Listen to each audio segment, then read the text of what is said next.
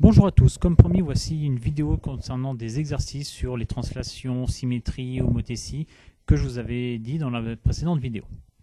Alors, on va procéder comme d'habitude. Derrière moi, vous pouvez apercevoir, j'ai fait deux exemples, j'en ferai d'autres juste après. Et je vais vous laisser essayer de chercher quel type de transformation il s'agit. Une symétrie, une translation, une homothétie, etc. Alors, je m'écarte un peu, vous voyez.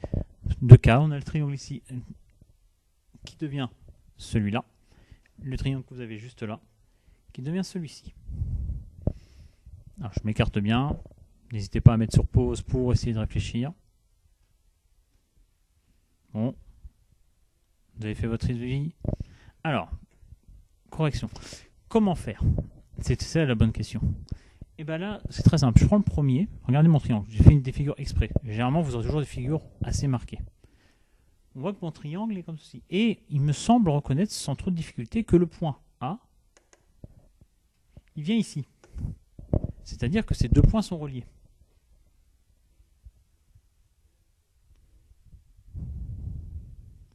On est d'accord, ça paraît relativement évident. Et ce qui veut dire que si ça c'est mon point A, mon point C, ça va être lequel? Et bien ça va être celui-là. Et mon point B va être celui-là. Ce qui veut dire qu'ici, comme le prouvent les droites que je viens de tracer en rouge, c'est une symétrie centrale. Bah oui, vous avez trouvé le point ici. Le centre de symétrie, il est là. Et ce qui aurait pu aussi vous aiguiller sur cette réponse-là, rappelez-vous ce que j'ai dit dans la précédente vidéo, c'est que ma figure, elle s'est retournée. Quand vous avez une figure et qui se retrouve inversée, retournée, c'est forcément une symétrie centrale. Deuxième cas, je regarde. Pareil, toujours un triangle marqué, fait volontairement, et je vois que mon point A, si je le relis, il vient ici. C'est son image. Alors, je vais suivre la même logique. Ça a suivi cette direction-là. Mon point C, il va ici jusqu'au bout, et mon point B, ici. Jusque-là, ça paraît logique dans ce qu'on voit à l'image. Voilà. On dirait bien que mon triangle, il a glissé, il s'est déplacé sur le côté. Et bien, quand ça se déplace comme ça sur le côté, on l'a vu dans la vidéo précédente, il s'agit d'une translation. Vous voyez, elles ne sont pas très difficiles à se représenter, ces deux-là. Voilà, j'espère avoir été clair. Passons au suivant.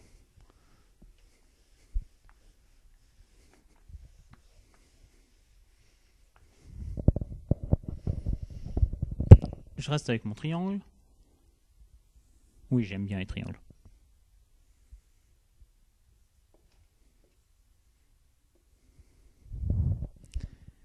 Et cette fois-ci, il se trouve là.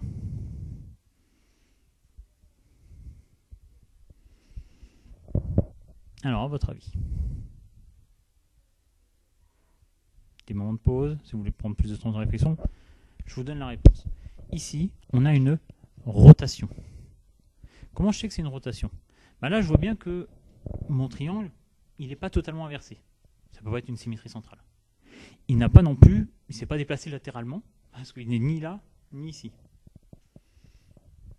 Il me reste quoi? Il me reste la rotation. Et oui, c'est une rotation. Oui, c'est comme si mon triangle il avait fait ça, hop, il commençait à tourner.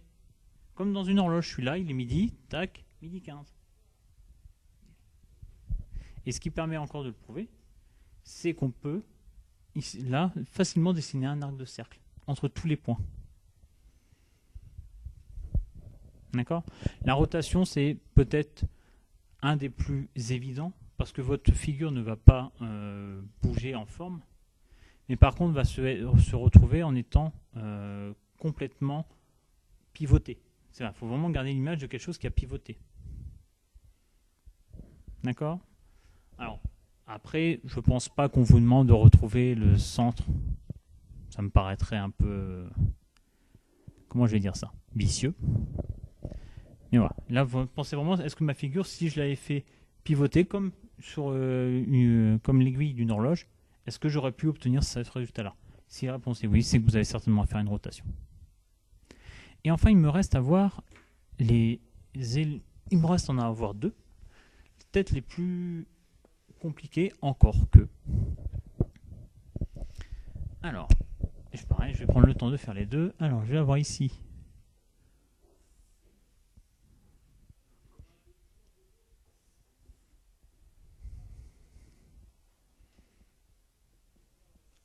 Et le deuxième est là.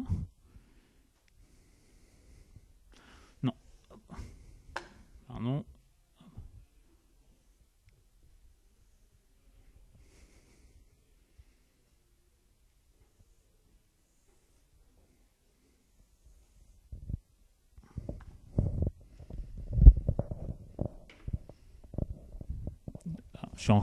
Pardon, je m'écarte. Voilà. Mes deux derniers exercices, deux images. Ce triangle ici devient celui-là. Le triangle ici de départ devient celui-là.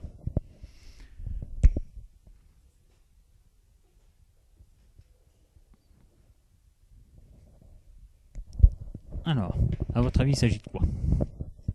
Prenez le temps de mettre en pause si vous avez un doute, ou en tout cas prendre le temps de réflexion. Alors, là, il y a quelque chose qui doit tout de suite vous frapper. C'est que ma figure, elle a changé de taille. Ah oui, c'est évident, regardez, ici c'est devenu beaucoup plus petit, là c'est devenu beaucoup plus grand. Donc vous êtes sûr et certain que vous avez affaire à une homothétie. C'est sûr et certain, il n'y a aucune exception. Il y a un changement de taille, c'est une homothétie. Maintenant, à savoir, est-ce que c'est une homothétie positive ou négative? Autrement dit, est-ce que c'est une réduction, un agrandissement? Alors, déjà, on va commencer à voir est-ce qu'il s'agit d'une homothétie négative. Comment on peut le savoir? Eh bien, il faut se rappeler ce que je vous ai dit. C'est qu'une homothétie, c'est soit une translation, soit une symétrie centrale avec un rapport de grandeur. Ici, ma figure, est-ce qu'elle a l'air de s'être déplacée latéralement ou est-ce qu'elle a plutôt l'air de s'être retournée? Ben, dans le premier cas, elle a plutôt l'air de s'être retournée. Donc je suis sûr et certain qu'ici, c'est une homothétie négative. Alors que dans mon deuxième cas, regardez, on a vraiment l'impression que mon triangle, certes il s'agrandit, mais qu'il a juste fait ça, flop, juste un petit décalage. Comme vous quand vous déplacez une icône sur votre téléphone. Donc là, du fait qu'il y a juste un déplacement, en plus de l'agrandissement, on laisse ça de côté, on est sûr et certain que c'est une homothétie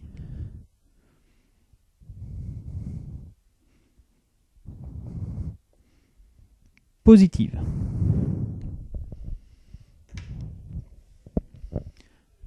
Maintenant, dernier point. Vous avez ça. Vous avez, oui, je sais, c'est une homothétie qui est négative, c'est une homothétie qui est positive. Très bien. Mais il reste à savoir agrandissement ou réduction. Là, vous allez me dire, non, Kevin, tu te moques de nous, il n'y a pas besoin de voir. On voit que c'est une réduction, on voit que c'est un agrandissement. Je suis d'accord. Mais on va certainement vous demander quel est le rapport de grandeur entre les deux. C'est là où c'est un peu plus compliqué. Encore que, quand on a une petite astuce, c'est très facile.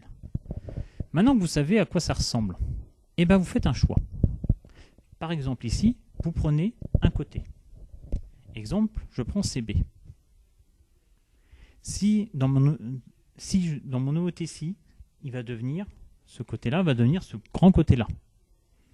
D'accord? Et c'est juste décalé. Et bien qu'est-ce que je fais? Ben, je prends ma règle, je mesure ici. Là, on va dire qu'on trouve 3 cm. Je mesure le résultat que j'ai là. Je sais pas, imaginons que j'ai 5 cm.